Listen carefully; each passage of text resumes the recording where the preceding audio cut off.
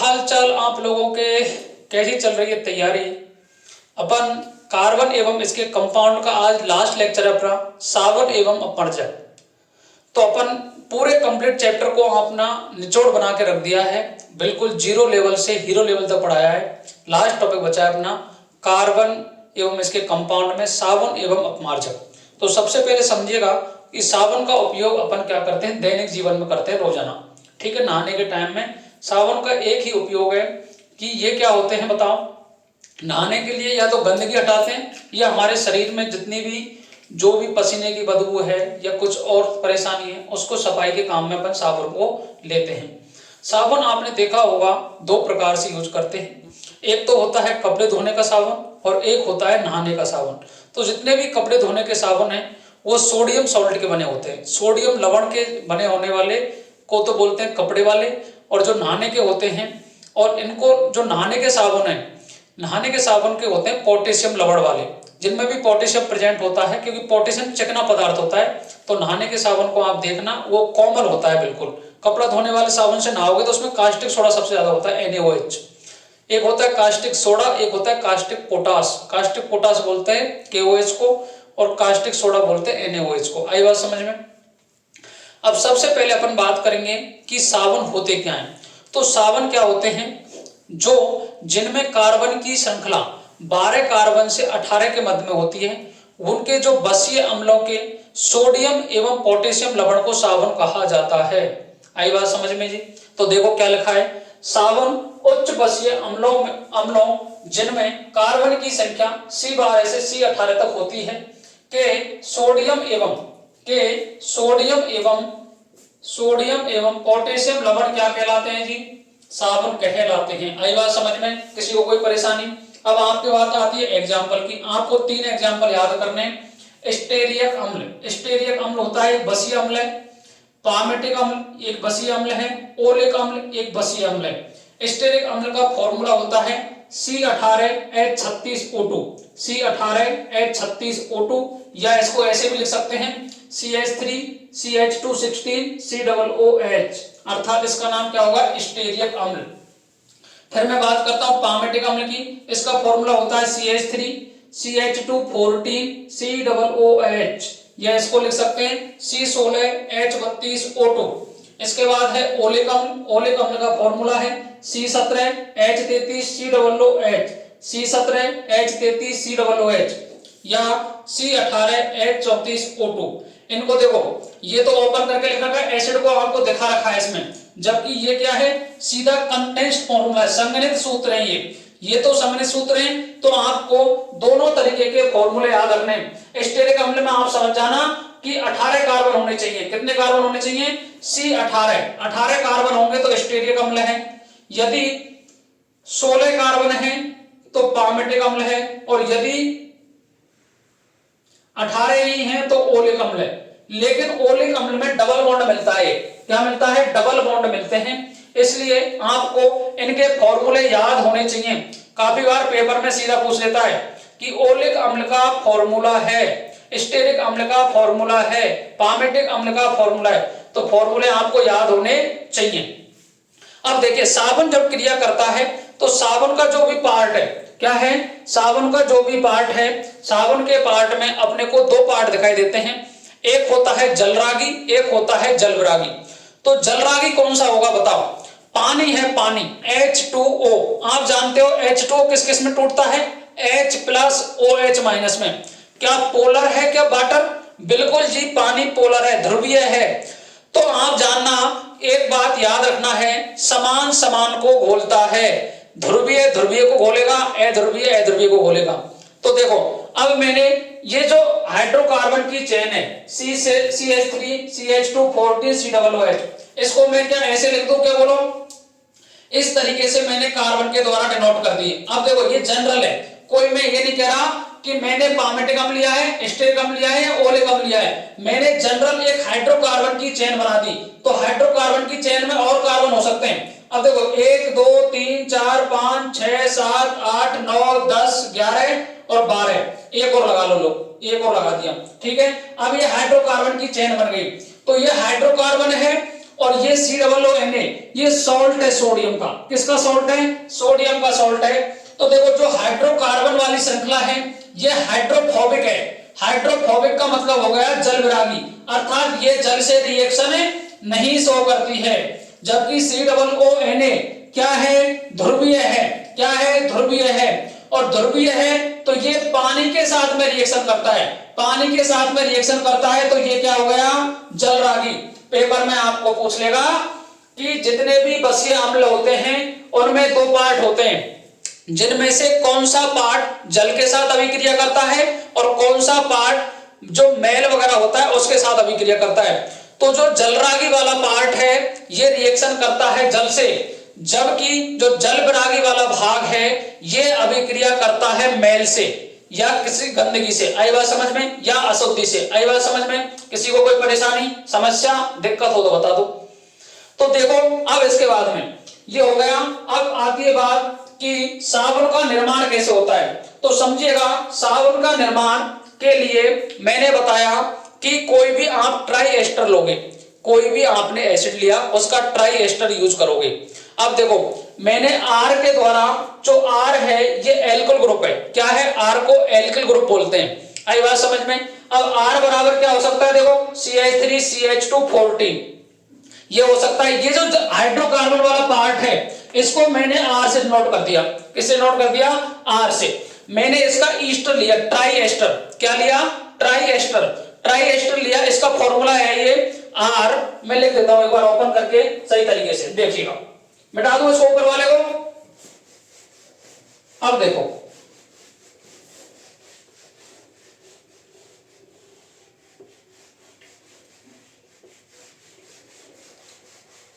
ये बसीय अम्लों के try ester होते हैं। तो बसीय अम्ल का ट्राई एस्टर देखो, साबुन का निर्माण कैसे होता है। तो देखो R C double bond O CH2 R C double bond O C R C double bond O CH2। इनको ऐड कर दो, यहां H लगा दो, कार्बन की वैलेंसी कंप्लीट है। अब देखो इससे ये क्या है? उच्च बसा अम्लों के ट्राई एस्टर है। ये क्या है? ट्राई एस्टर है। मैंने कल बताया था आपको C डबल बॉन्ड OR, अर्थात ये आपको स्केलेटन दिखे कहीं भी, ये क्या है बताओ? ईस्टर है। क्या है? ईस्टर। ये R बराबर क्या है? R बराबर CH3CH2 14 ले लो, कुछ भी ले सकते हो वहां पे। ये है, ये किसका है बताओ? स्टेरिक अम्ल का। अब देखो R बराबर एल्किल ग्रुप है, इसकी रिएक्शन की इसने NaOH से। किससे की जी? NaOH से। अब अपन ने 3 मोल लिए, ये 1 मोल 2 मोल 3 मोल, तो अपन को यहां 3 मोल से ही रिएक्शन करवानी पड़ेगी। अब देखो ये पार्ट यहां से टूटेगा, ये पार्ट टूट गया, ये जुड़ेगा OH वाले पार्ट से, तो क्या बन गया बताओ? CH2OH CHOH CH2OH। इसे बोलते हैं ग्लिसरॉल। क्या बोलते हैं? ग्लिसरॉल। इसका नाम है ग्लिसरॉल और ये प्राप्त होता है सह उत्पाद के रूप में। किसके रूप में? सह उत्पाद के रूप में। जबकि जो Na वाला पार्ट है ये प्लस है, ये माइनस है। अब देखो ये प्लस है ना, तो यहां डेल्टा माइनस है, यहां डेल्टा माइनस है, यहां डेल्टा माइनस है, तो यहां डेल्टा प्लस, यहां डेल्टा प्लस, यहां डेल्टा प्लस, तो प्लस वाले से माइनस वाला और माइनस वाले से प्लस वाला, तो क्या बन गया बताओ? 3R C double bond ONA। क्या बोलो? बसीय अम्ल का सोडियम सॉल्ट बन गया। क्या यदि इसकी रिएक्शन KOH से होती तो बनता तो ग्लिसरॉल ही। OH तो सेम है ना, तो OH सेम है तो क्या बनता? ग्लिसरॉल बनता। लेकिन दूसरा प्रोडक्ट क्या बनता? 3R C double bond O K plus. तो उच्च बसीय अम्लों के सोडियम एवं पोटेशियम लवणों को साबुन कहा जाता है। आई बात समझ में? तो उच्च बसीय अम्ल है ये, देखो उच्च बसीय अम्ल है, इनके सोडियम सॉल्ट है, क्या है सोडियम सॉल्ट है जी, क्योंकि अगर इसकी जगह H होता तो ये एसिड बनता और एसिड का ही सॉल्ट बनता है। एसिड ने जब सोडियम धातु से रिएक्शन की तो सॉल्ट बन गए और इनको ही बोलते हैं साबुन। क्या बोलते हैं? साबुन। अब आप जानोगे सर कि ये बेसिक नेचर क्यों होते हैं, तो ये क्या है? बस ये अम्ल है, अम्ल रिएक्शन की क्षार से तो क्या बना? लवण बना, और लवण बना तो साबुन है। आई बात समझ में? किसी को कोई परेशानी समस्या हो तो बता दो। इस तरीके से साबुन का निर्माण होता है। आई बात समझ में? नेक्स्ट बात करते हैं अपन कि साबुन अभिक्रिया कैसे करता है। साबुनीकरण अभिक्रिया क्या होती है? तो साबुनीकरण क्या है? जब साबुन से आप कपड़े धोते हो, कपड़े धोने के साथ में क्या होता है बताओ? अशुद्धि को हटाना या गंदगी को हटाना या मैल को हटाना ही साबुनीकरण कहलाता है। साबुन की अभिक्रिया द्वारा अशुद्धि, गंदगी, मैल को हटाना ही साबुनीकरण कहलाता है। अब देखो ये मैल है, ये साबुन है।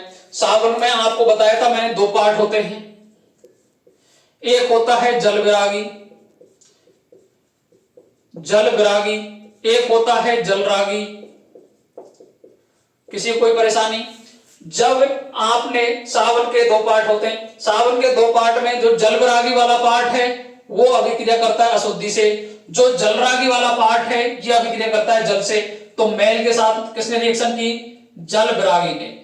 किसने की? जल विरागी ने।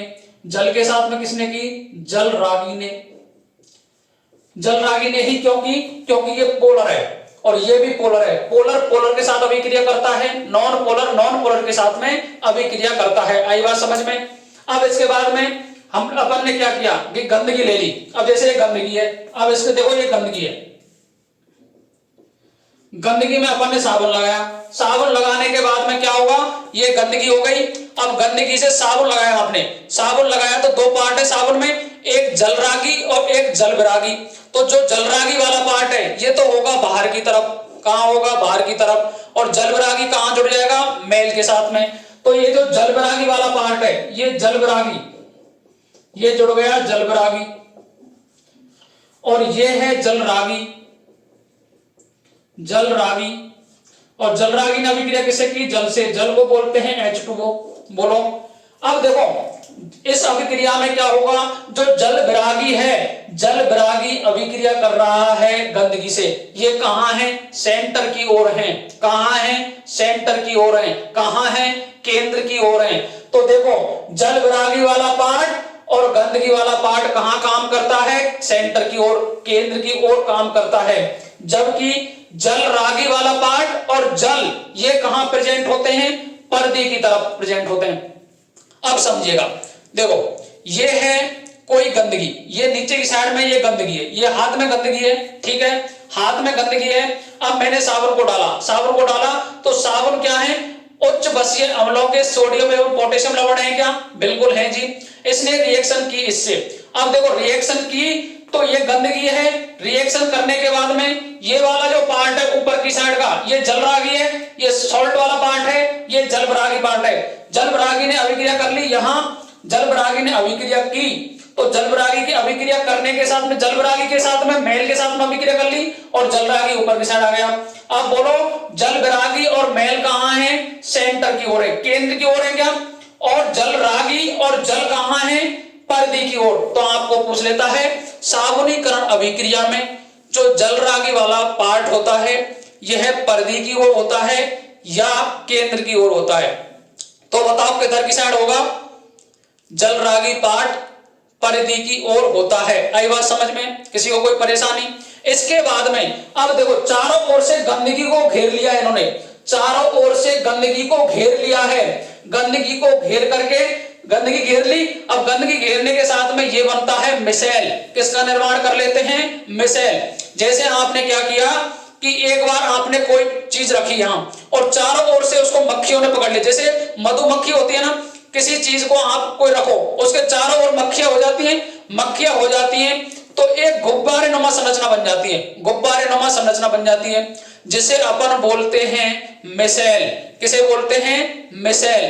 तो किसका निर्माण करते हैं? मिसेल का निर्माण करते हैं।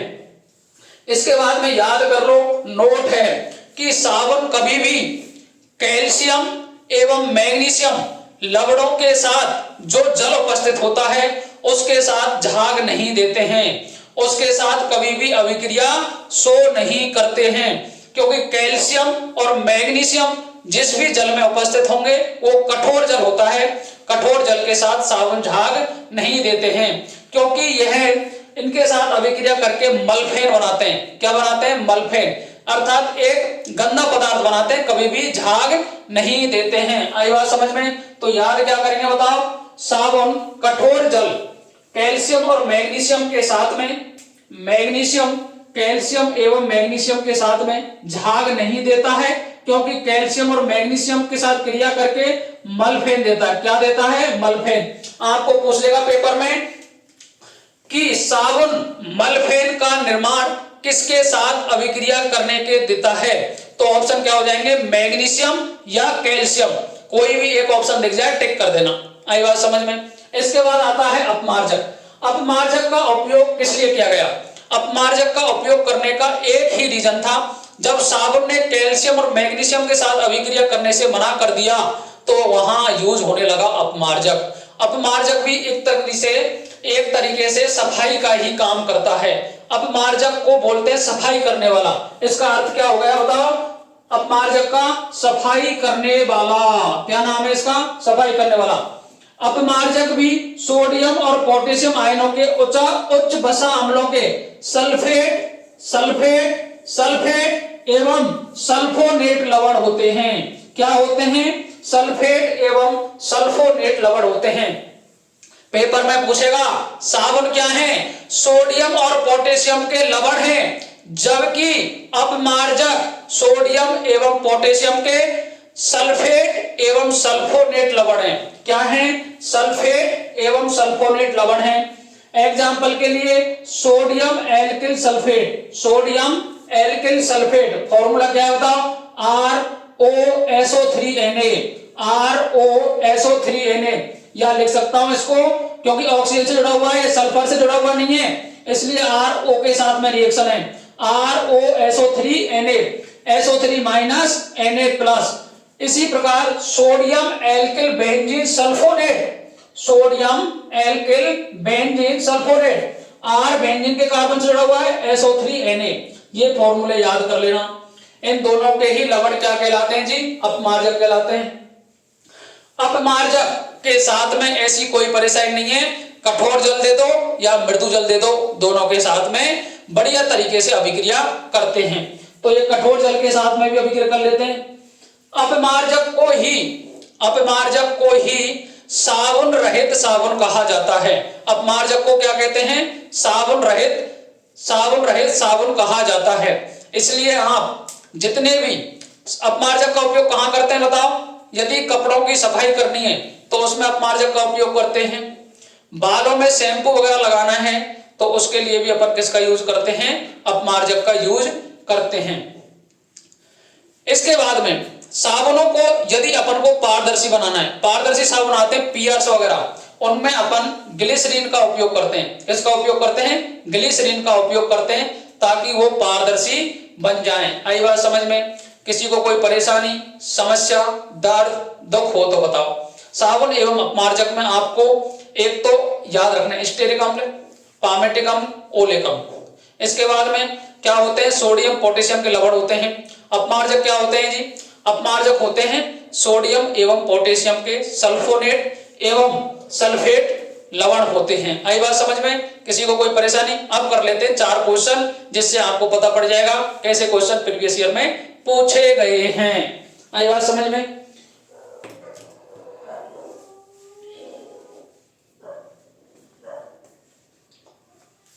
देखिएगा,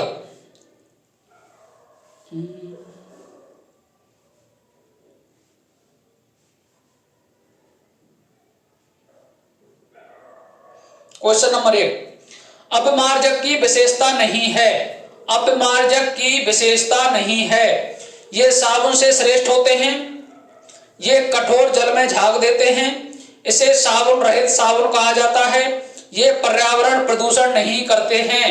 बोलो कौन सी विशेषता नहीं है? तो ये पर्यावरण प्रदूषित नहीं करते हैं, ये विशेषता नहीं है, बाकी सारी विशेषताएं हैं। कठोर जल के साथ में अभिक्रिया कर रहे हैं, जल रहित साबुन भी हैं और कठोर जल से अभिक्रिया भी कर रहे हैं और साबुन से श्रेष्ठ भी होते हैं अपमार्जक। आई बात समझ में? सेकंड नंबर क्वेश्चन, साबुन तथा मैल की क्रिया में बने मिसेल में, साबुन तथा मैल की क्रिया से बने मिसेल में साबुन का ध्रुवीय सिरा स्थित होता है। साबुन तथा मैल की क्रिया से बने मिसेल में साबुन का ध्रुवीय सिरा स्थित होता है। मिसेल के केंद्र की ओर, मिसेल के परिधि की ओर, तेल बूंद की तरफ, सभी दिशाओं में। तो बताओ जलरागी जो पार्ट है वो परिधि की ओर होता है, जबकि जलविरागी पार्ट केंद्र की तरफ पाया जाता है। आई बात समझ में? Third question, shampoo, shaving cream आदि में प्रयुक्त साबुन है। शेविंग क्रीम या शैम्पू में प्रयुक्त साबुन है उच्च वसा अम्लों के सोडियम लवण, उच्च वसा अम्लों के कैल्शियम लवण, उच्च वसा अम्लों के पोटेशियम लवण, उच्च वसा अम्लों के मैग्नीशियम प्लस लवण। तो मैंने बताया नहाने के साबुन ले लो, शैम्पू ले लो, सभी में पोटेशियम लवण मिलते हैं, इसलिए इसका आंसर क्या हो जाएगा? उच्च वसा अम्लों के पोटेशियम लवण।